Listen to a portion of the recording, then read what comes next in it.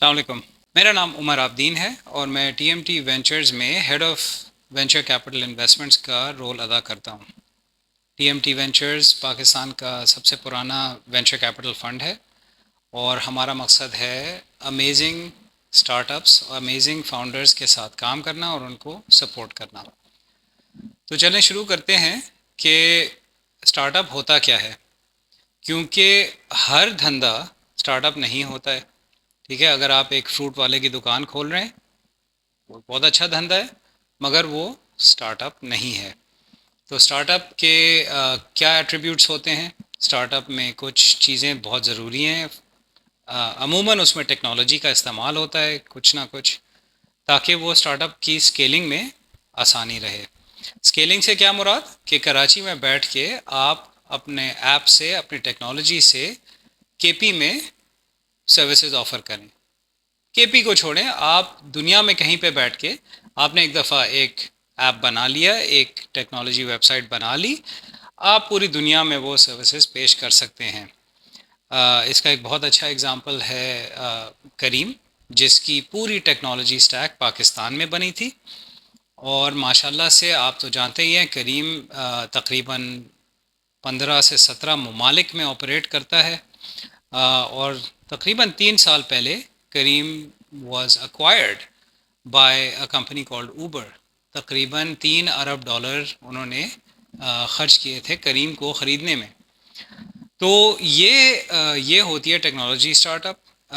تو سٹارٹ اپ کی دنیا میں ہم فاؤنڈر کو دیکھتے ہیں، ہم ٹیم کو دیکھتے ہیں، ہم دیکھتے ہیں کہ وہ کون سا مسئلہ سولو کر رہے ہیں، کون سا سماجی پرابلم، کون سا انڈیویجول پرابلم وہ سٹارٹ اپ سولو کرنے جا رہا ہے، کتنا بڑا پرابلم ہے، کتنے لوگوں کو اس پرابلم کو سولو کرنے سے فائدہ ہوگا، اور آگے چل کے وہ پروڈکٹس اور سروسز کون کون سی لانچ کر سکتے ہیں ہماری مدد کے ساتھ۔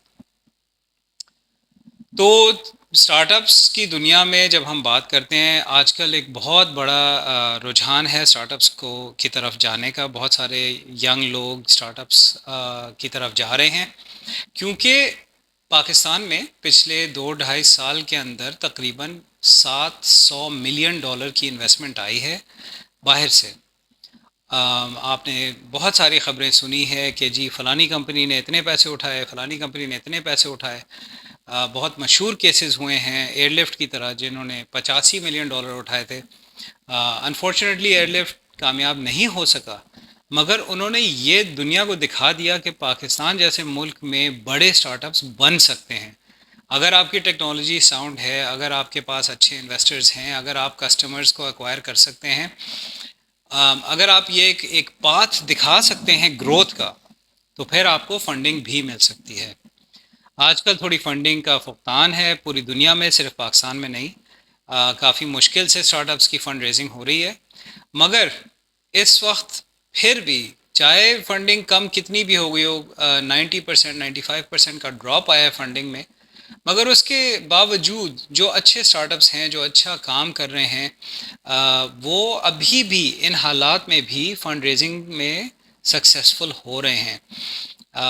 ریسنٹلی پاکستان میں 4 5 سٹارٹ اپس ہیں جنہوں نے لاکھوں ڈالر کی انویسٹمنٹ اٹھائی ہے۔ میں ان کا نام اس وقت نہیں لوں گا، کچھ پبلک ہیں، کچھ ابھی پبلک نہیں ہوئے ہیں، but there have been many start ups that have raise funding. For example چلیں 2 3 تو پبلک ہیں، وہ میں آپ کو بتا دیتا ہوں۔ ٹرکستان، جو عابد بٹ اور ظفر صاحب نے کو فاؤنڈ کی ہے، they have recently raised around, انہوں نے یہ نہیں اناؤنس کیا ہے کہ کتنے پیسے انہوں نے ریز کیے ہیں، بٹ ایک اچھا راؤنڈ انہوں نے ریز کیا ہے۔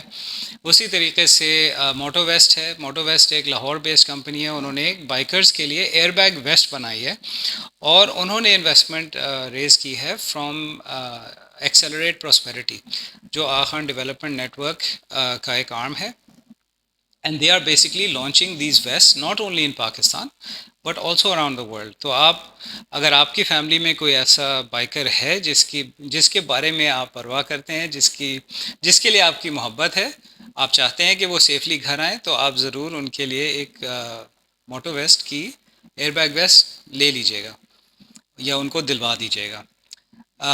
تیسرا اوکے کر، آٹوموٹیو سیکٹر میں بہت اچھا کام کر رہے ہیں۔ اوکے کر کی سروسز میں خود استعمال کرتا ہوں۔ ان لوگوں نے بھی ایک اچھا راؤنڈ ریز کیا ہے. تو even in these conditions there are companies there are raising funds because they are solving a big problem. ایک اور کمپنی ہے جو ایجوکیشن ٹیکنالوجی کے اسپیس میں کام کر رہی ہے. وہ یہ چاہتے ہیں کہ جو بچے باہر کی یونیورسٹیز کے لیے اپلائی کر رہے ہوتے ہیں ان کا جو پروسیس ہوتا ہے وہ کافی مہنگا اور مشکل پروسیس ہوتا ہے. وہ پروسیس کو وہ آسان کر رہے ہیں اور وہ بچے کے لیے اپلیکیشن پروسیس فری کر رہے ہیں. تو اس وقت پاکستان میں کوئی 800-900 ایجنسیز ہیں جو یہ کام کرتی ہیں اور وہ بچے سے بھی فیس لیتی ہیں اور وہ یونیورسٹی سے بھی فیس لیتی ہیں. تو ایک بچہ اگر یونیورسٹی جاتا ہے تو یہ ایجنسی والوں کی عید ہو جاتی ہے. تو یہ جو کمپنی ہے they are basically removing the agency from the equation. اب آپ یہ سوچیں کہ اگر آپ نے باہر پڑھنا ہے اور $3,000-5,000 آپ کے بچ رہے ہیں اپلیکیشن پروسیس کے لیے تو آپ کے ماں باپ کے لیے کتنی آسانی ہوگی. میں بچوں سے ڈائریکٹلی بات کر رہا ہوں اس وقت. سو کہنے کا مقصد یہ ہے that there are many startups جو بڑے بڑے مسئلے سالو کرنے کے لیے بیٹھے ہوئے ہیں, کام کر رہے ہیں, جدت, انوویشن, ہر قسم کی کریٹیوٹی استعمال کرتے ہیں. اگر آپ یہ سوچ رہے ہیں کہ یار میں بھی ایک اسٹارٹ اپ شروع کرتا ہوں تو میں آپ کو ابھی سے بتا دیتا ہوں کہ یہ بہت مشکل کام ہے. آپ یہ ہرگز مت سوچیں کہ یار یہ میں جو میری 9 to 5 جاب ہے اس کو میں چھوڑ کے میں اسٹارٹ اپ فاؤنڈر بن جاؤں گا, میری زندگی آسان ہو جائے گی. نہیں, ایسا بالکل نہیں ہے. انفیکٹ زندگی آپ کی مطلب 2 گنا 3 گنا زیادہ مشکل ہو جائے گی. آپ 24 گھنٹے کام کر رہے ہوں گے کیونکہ یہ آپ کا اپنا بیبی ہوگا, یہ آپ کا اپنا اسٹارٹ اپ ہوگا. آپ کو لوگوں کی تنخواہیں دینی ہوں گی, آپ کو ٹیکنالوجی بلڈ کروانی پڑے گی. بہت محنت اور مشقت کا کام ہے. اس کے جو کمزور دل لوگ ہیں یہ راستہ ان کے لیے بالکل بھی نہیں ہے. آپ نے اگر فاؤنڈر بننا ہے, اگر کوئی بہت بڑا مسئلہ حل کرنا ہے تو آپ کے پیٹ میں ایک آگ ہونے کی ضرورت ہے کہ یار یہ مسئلہ جو ہے نا یہ میں ہی حل کروں گا. And then only then can you be inspired enough and have enough motivation کہ بس میں کسی بھی طریقے سے میں نے یہ مسئلہ حل کرنا ہے. اور پھر دن اور رات برابر ہوتی ہے اور پسینہ دھول مٹی کا کوئی مطلب نہیں ہوتا ہے. آپ بس کام کر رہے ہوتے ہیں اور کوشش کر رہے ہوتے ہیں کہ آپ ایک ایسی کمپنی بنائیں جو لوگوں کا واقعی میں ایک مسئلہ حل کر سکے. جب آپ ایک پوائنٹ پہ پہنچ جاتے ہیں, جب آپ کے پاس ایک پروڈکٹ ہوتی ہے, اس کی تھوڑی بہت آپ نے یہ بھی دکھا دیا ہوتا ہے کہ بھائی میں کسٹمر لا سکتا ہوں, وہ کسٹمر پے کرنے کے لیے تیار ہے کیونکہ مفت کا کسٹمر تو کوئی بھی لا سکتا ہے. مگر جو کسٹمر آپ کی سروس کے لیے پے کرنے کے لیے تیار ہے اس سے آپ کا پروف آف کانسیپٹ آتا ہے کہ جی میں نے ایک دھندا بنایا, میں نے ایک ایکچوئل ریونیو جنریٹنگ بزنس کھڑا کیا ہے. اس وقت آپ جائیں اور آپ انویسٹر, بلکہ آپ کو جانا بھی نہیں پڑے گا, انویسٹر آپ کے پاس خود چل کے آئے گا کہ بھائی سنا ہے آپ یہ ماشاءاللہ سے اتنا بڑا مسئلہ حل کر رہے ہیں لوگوں کے لیے اور آپ ریونیو بھی دکھا رہے ہیں, تو چلیں ہمیں موقع دیں, ہم آپ کے ساتھ ہاتھ ملا کے ہم چلنا چاہتے ہیں, ہم آپ کو یہ فنڈنگ دیں گے, ہم آپ سے کمپنی میں ایکوٹی لیں گے. اب بات آتی ہے کہ یہ جو فنڈ ریزنگ کے لیے ایکوٹی دی جاتی ہے, جو شیئرز دیے جاتے ہیں, میرے نظر میں اس سے زیادہ حلال انویسٹمنٹ مسلمانوں کے لیے تو نہیں ہے کوئی دنیا میں. اگر آپ یہ بلیو کرتے ہیں کہ سود کے پیسے مجھے نہیں لینے, اس وقت اگر آپ سود پہ پیسے ڈال دیں بینک میں آپ کو 24-25% سود مل رہا ہے, بٹ آپ کہتے ہیں کہ نہیں یار اللہ تعالیٰ نے سود منع کیا ہے, میں سود نہیں لوں گا, تو پھر آپ کیا کر سکتے ہیں, آپ یا تو سونا خرید لیں یا ڈالر خرید لیں یا آپ زمین خرید لیں. اب زمین میں بھی وہ مزہ نہیں رہا, کوئی ایسی اپریسیشن نہیں ہے اس وقت پراپرٹی سیکٹر میں. گاڑیاں کا بزنس تو بالکل ہی ٹھپ ہو گیا ہے. تو جب آپ پیسے ڈالتے ہیں گولڈ میں اور اس کو اپنے تجوری میں بند کر دیتے ہیں, اس کو اسلام میں بولا جاتا ہے ہورڈنگ. یہ بہت ہی حقیر نظر سے دیکھا جاتا ہے اسلام میں کہ آپ نے ایک ایسٹ بنا کے خیسے میں ڈال دیا اور اس کو بھول گئے. یہ بالکل بہت بری نظر سے دیکھا جاتا ہے. تو میں آپ سے یہ کہتا ہوں کہ اگر آپ سمجھتے ہیں کہ آپ نے ایک حلال انویسٹمنٹ کرنی ہے, آپ ایک اسٹارٹ اپ کے ساتھ کام کریں, ان کو آپ جو آپ نے انویسٹمنٹ کرنی ہے آپ ان کو پیسے دیں اور اس کے عوض آپ کمپنی میں شیئر لیں. اب حلال یہ کیوں ہے, کیونکہ آپ کمپنی میں فاؤنڈر کے ساتھ رسک لے رہے ہیں, کیونکہ اسٹارٹ اپس کبھی کبھار فیل ہوتے ہیں, انفیکٹ زیادہ تر اسٹارٹ اپس فیل ہوتے ہیں. تو جب آپ یہ رسک لے رہے ہیں کہ دھندا چلے گا تو میں کماؤں گا, اگر دھندا بند ہو گیا تو اللہ مالک. اس سے زیادہ حلال انویسٹمنٹ کون سی ہو سکتی ہے، مجھے آپ بتا دیں. تو میری ایک التجا ہے، پاکستان میں جتنے لوگ اپنے آپ کو حلال انویسٹر سمجھتے ہیں، پلیز آپ ذرا گہری نظر سے اسٹارٹ اپس کے اندر انویسٹمنٹ کو دیکھیں. مجھے ضرور آپ کانٹیکٹ کریں، میں لنکڈ ان پہ اویلیبل ہوں. آپ نے آپ کے جو سوال ہے وہ میں کوشش کروں گا جواب دینے کے لیے.